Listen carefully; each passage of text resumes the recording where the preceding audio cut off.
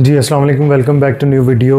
UK immigration में आपसे कौन से क्वेश्चन पूछे जा सकते हैं। इसके अलावा भी दुनिया में कहीं पे भी आप जब इमिग्रेशन पे जाते हैं, बॉर्डर पे जाते हैं, जो अपने पर्सनल एक्सपीरियंस से मैं आपको चीज़ें बता रहा हूँ। मैंने काफ़ी ज़्यादा कंट्रीज़ में विज़िट किया है। बॉर्डर कंट्रोल को, इमिग्रेशन कंट्रोल को मैंने पास आउट किया है। तो उसमें क्या क्वेश्चन हो सकते हैं अगर आप स्टडी वीज़ा पे जा रहे हैं, अगर आप वर्क वीज़ा पे जा रहे हैं, अगर आप फैमिली रीयूनियन वीज़ा पे जा रहे हैं। तो मोस्ट प्रोबेबल क्वेश्चन जो इमिग्रेशन पे पूछे जाते हैं। स्पेसिफिकली ये वीडियो यूके इमिग्रेशन के हवाले से है, लेकिन इस वीडियो को देखने के बाद मेरा ख्याल है कि आप दुनिया की कोई भी इमिग्रेशन जो है वो ईजिली क्लियर कर सकते हैं, क्योंकि इसमें मैंने 3 चीज़ों को कवर किया है, जिसमें आपका कॉन्फिडेंस बताएगा, जिसमें आपका पर्पस ऑफ विजिट बताएगा, जिसमें आपकी जो डेस्टिनेशन है उस कंट्री में उसको आपने कैसे आंसर करना है। तो वीडियो को आपने लाजमी देखना है। अगर आपका कहीं का वीज़ा लग गया है या यूके का वीज़ा लग गया है और अगर अब आप फ्लाई करने जा रहे हैं तो उसमें क्या क्वेश्चंस हो सकते हैं। तो चलते हैं वीडियो की तरफ।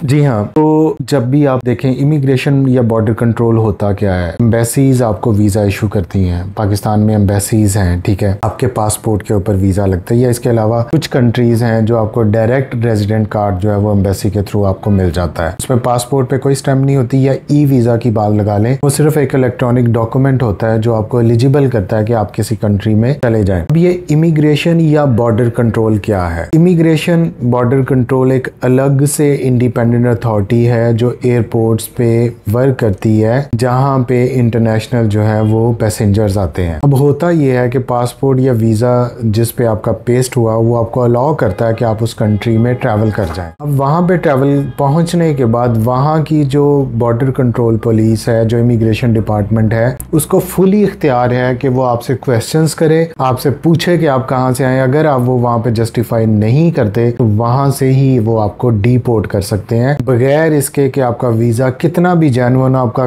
पर्पस ऑफ विजिट कितना भी जेन्युइन हो, वो आपका वीज़ा जो है वो कैंसिल कर सकते हैं। जैसे ही आप जो है वो पहुंचते हैं उस विंडो पे जहाँ पे इमिग्रेशन ऑफिसर बैठा है, वो आपका पासपोर्ट चेक करता है। तो उस पर क्या क्वेश्चंस होते हैं स्पेसिफिकली यूके स्टूडेंट्स के हवाले से, अगर हम उसकी यहाँ पे इस वीडियो में एग्जाम्पल दे रहे हैं। तो सबसे पहले जब उसके पास आता है डॉक्यूमेंट, वो अपने आपके पासपोर्ट की तरफ देखेगा, वो पासपोर्ट में आपकी पिक्चर को देखेगा, वो पासपोर्ट में फिर एक दफ़ा वो आप कैमरे में देखेगा या आपकी तरफ देखेगा, आपको पिक्चर के साथ वो आपको वेरीफाई करेगा। तो पहली चीज़ जो आपने कंसिडर करनी है कि अपने पासपोर्ट पे जो आपकी पिक्चर है कोशिश करें कि बिल्कुल आपका चेहरा उस जैसा हो। मतलब अगर वहाँ पे आपने दाढ़ी रखी हुई है और अब बाद में आप क्लीन शेव हो गए हैं तो वो भी एक प्रॉब्लम। अगर वहाँ पहले आप क्लीन शेव और अभी आपने बड़ी बड़ी दाढ़ी रख ली है तो वो एक पहला ही जो स्टेप है वो आपको एक डिफ्रेंशिएट कर देता है। वीज़ा ऑफिसर उस चीज पे कंफ्यूज हो सकता है या वो इस चीज पे ज्यादा टाइम लगा के इसको फोकस कर सकता है कि भाई ये बंदा वही है या कोई और बंदा है, ठीक है। हमेशा वैसा हुलिया बना के जाएं जैसा आप पासपोर्ट पिक्चर में नजर आ रहे हैं, जैसा आपका पासपोर्ट, क्योंकि पासपोर्ट जो है वो ज्यादा से ज्यादा 10 साल उसकी वैलिडिटी होती है। 10 साल में आप में इतनी चेंजेस आपकी शक्ल में नहीं आने। अगर बहुत ज्यादा आ गई है तो आपको न्यू पासपोर्ट बना लेना चाहिए। फर्स्ट वो पासपोर्ट पे पूछेगा और फिर उसका फर्स्ट क्वेश्चन आपसे हो सकता है tell me your surname. Surname हमारे वहाँ दूसरा नेम होता है। First name is given name and second father name. जैसे कि मेरा नाम फॉर एग्जांपल अगर इसमें आमिर हमीद है तो मेरा सर नेम जो है वो हमीद है, ठीक है। आशिफ मजीद लगा लें, इसमें सर नेम जो है वो मजीद है। मोहम्मद अली में सर नेम जो है वो अली है। तो जो आपका सेकंड नेम होता है उसको हमेशा सर नेम बोलते हैं, ठीक है। और अगर लोगों के 3 नाम है, फॉर एग्जाम्पल मोहम्मद अली खान है तो उसमें खान जो है वो उसका सर नेम होगा, अली जो है वो मिडिल नेम होगा और मोहम्मद जो है वो उसका फर्स्ट नेम होगा। तो आपको ये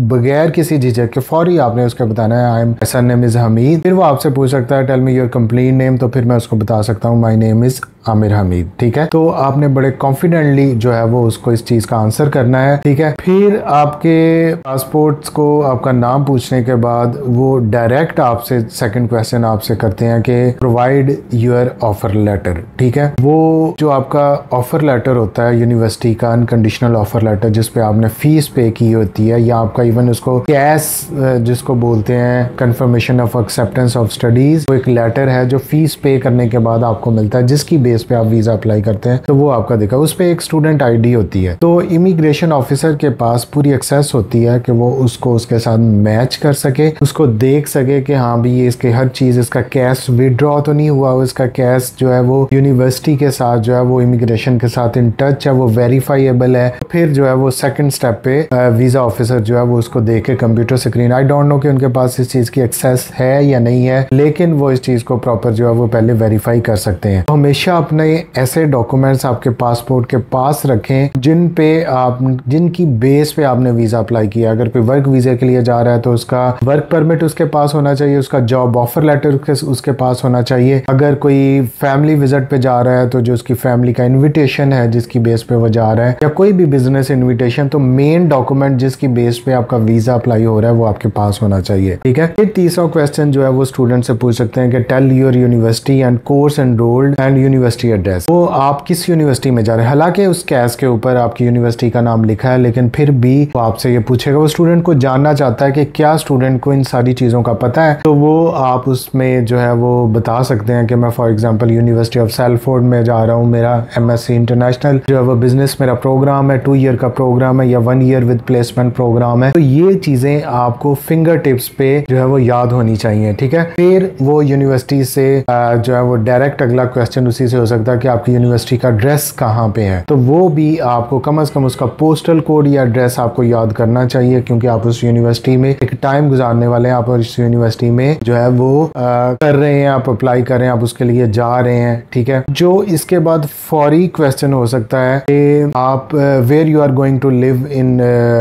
मतलब यूके, तो उसमें आप कहाँ पे रहने जा रहे हैं। देखिए इसमें बहुत सारे बच्चे इस चीज पे आके कंफ्यूज हो जाते हैं, वो गलती कर लेते हैं कि बाहर तो जा रहे हैं लेकिन अपना कोई डेस्टिनेशन जो है वो प्री प्लान नहीं करते, बस मुंह उठा के वीजा आया और चल दिया जी, मेरा दोस्त उधर बैठा है वो मुझे पिक करने आ जाएगा। तो ये एक सबसे रॉन्ग थिंग है। आपको अपनी जो फर्स्ट रेजिडेंस है जहाँ पे आपने जाके रहना है, आपको उस चीज का पता होना चाहिए। आपको पता होना चाहिए यूके में किस जगह पे जो है वो आपकी रिहाइश है, कहाँ पे आपने टेम्परेरी कोई होटल बुक किया है, कोई रूम बुक किया है या आपने अकोमोडेशन अरेंज की हुई है, आपको उस एड्रेस का पता होना चाहिए। अगर आपने होटल बुक किया है आप उसको बता सकते हैं कि मैंने ये होटल जो है वो अपने 10 दिन की बुकिंग इस एड्रेस पे, यहाँ पे ये मेरी कंफर्मेशन है, ये बुक किया और इसके बाद अब मैं कोई चीप रेजिडेंस या कोई भी यूनिवर्सिटी के पास जो है वो रेजिडेंस ढूंढ लूंगा। तो ये आपके पास बहुत चीजें आपको क्लियर होनी चाहिए, आप कहाँ पे जाके रह रहे हैं, उस एरिया का क्या नाम है, स्ट्रीट का नंबर कौन सा, हाउस नंबर कौन सा है, तो ये आपका जो है वो कॉन्फिडेंस शो करती है। नॉर्मली इन 4 क्वेश्चंस के बाद जो है वो इमिग्रेशन ऑफिसर जो है वो आपको वहां से जाने देता है, आपके वीजे पे जो है वो एंट्री की स्टैंप लगाता है आपके पासपोर्ट के ऊपर और आप जो है वो उस कंट्री में दाखिल हो जाते हैं। अब यहाँ पे एक सीन और डिफरेंट हो सकता है, जो बच्चे यहाँ पे कंफ्यूज हैं, जिनको उनके क्वेश्चंस की समझ नहीं आ रही और वो फिर उसमें 2 चीजें डाउटफुल हो जाती हैं। एक तो उसका जेन्युइन स्टूडेंट होना कि अगर वो इंग्लिश को ही नहीं अंडरस्टैंड कर रहा, वीजा ऑफिसर के क्वेश्चंस को नहीं समझ रहा, तो उसने कैसे वो इंग्लिश टेस्ट पास आउट किया जो यूनिवर्सिटी की रिक्वायरमेंट थी, क्या उसने डन बेस पे ये सारा कुछ कर लिया। तो फिर वहां पे वो अपना जो है वो इंटरव्यू थोड़ा सा प्रोलॉन्ग कर सकते हैं। फिर वो पूछ सकते हैं why you only applied for this university, आपने सिर्फ इसी यूनिवर्सिटी में अप्लाई किया या इसके अलावा भी कोई यूनिवर्सिटी है यूके में जहाँ पे आपने अप्लाई किया। तो फिर यहाँ पे जो है वो आपकी जो है वो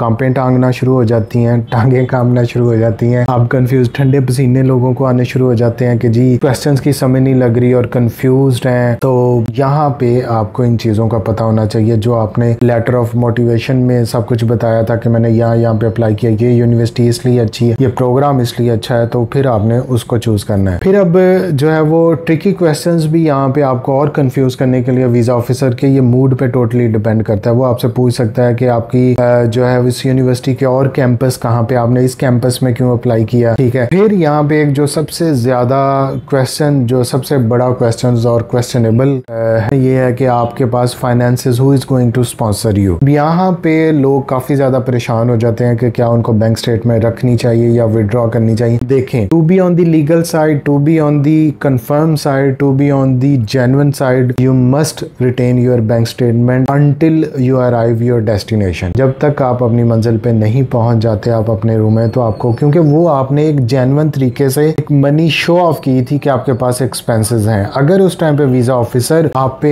आपकी इंटेंशंस पे उसको डाउट आ जाए, आपको वो बिठा लें, अलग कमरे में ले जाएं और वहां से वो आपकी फाइनेंसेस की वेरिफिकेशन स्टार्ट कर दें, आपसे वो पूछ सकते हैं कि आपके बैंक अकाउंट में जो है वो इस टाइम पे बैलेंस है, tell me, show me your bank account. तो वो भी आपसे वो पूछ सकते हैं। फिर वो अगर ये चीज़ें फॉर एग्जांपल इसमें मैं बच्चों को कहता हूँ कि आप न्यू मोबाइल लेके जाएं, न्यू सिम डालें, तो क्योंकि आप उसमें कह सकते हैं कि पाकिस्तान का जो है वो मेरा बैलेंस मेरे पेरेंट्स यूज़ कर सकते हैं या कोई उन्होंने किसी काम के लिए, तो मैं यहाँ पे वो मेरा पैसा बाउंड था क्योंकि I was out of country, उस पर OTP आता है, तो I just brought this new mobile, मैं यहाँ पे आ सकूँ और एक नई मोबाइल के साथ एक न्यू लाइफ जो है वो स्टार्ट कर सकूँ। दूसरा, वो अगर आपके बैंक से वेरिफिकेशन करना शुरू कर दी उन्होंने, वहीं से कॉल्स कर ली, वैसे नॉर्मली ऐसा होता नहीं है, 1% चांसेस है, लेकिन ऐसा हो भी सकता है। हो सकता है आपकी किस्मत दुनिया में इतनी खराब हो कि आप उसे 1% में आ जाए, तो फिर जो है वो आपको प्रॉब्लम हो सकती है। तो ये वो नॉर्मल क्वेश्चंस थे जो नॉर्मली वो 4 क्वेश्चंस थे जो पूछे जाते हैं। इसके अलावा ट्रिकी क्वेश्चन जो ये तीसरे 3 जो है वो पूछ सकते हैं। ये सारा कुछ डिपेंड करता है कि आप में कितना कॉन्फिडेंस, आप कितना कॉन्फिडेंटली उस विंडो को पास आउट कर रहे हैं, आप शेक तो नहीं कर रहे, आप आंखें तो नहीं चुरा रहे, आप जो है वो थोड़े से घबराए तो नहीं है, आपकी बॉडी लैंग्वेज जो है वो आपको इमिग्रेशन में बहुत हेल्प आउट करती है। तो इसके हवाले से मेरी कुछ जो है वो आपको सजेशंस हैं, कुछ ट्रिक्स हैं जो आपको हमेशा यूज करनी चाहिए। नंबर फर्स्ट जो है वो ट्रिक ये है कि ट्राई करें कि एक डायरेक्ट एयरलाइन जो जिस आप कंट्री में जा रहे हैं उसी में डेस्टिनेशन हो, ताकि आपका direct purpose of visit, for example आप स्टडी वीजा के लिए जा रहे हैं तो जो आपका नियरेस्ट एयरपोर्ट है वहां पे आपकी डायरेक्ट फ्लाइट होनी चाहिए। ऐसी टिकट को जो है वो आप परचेज करें। दूसरा जो है वो आप इस चक्कर में ना पड़े कि टिकटिंग के दौरान आप जो है वो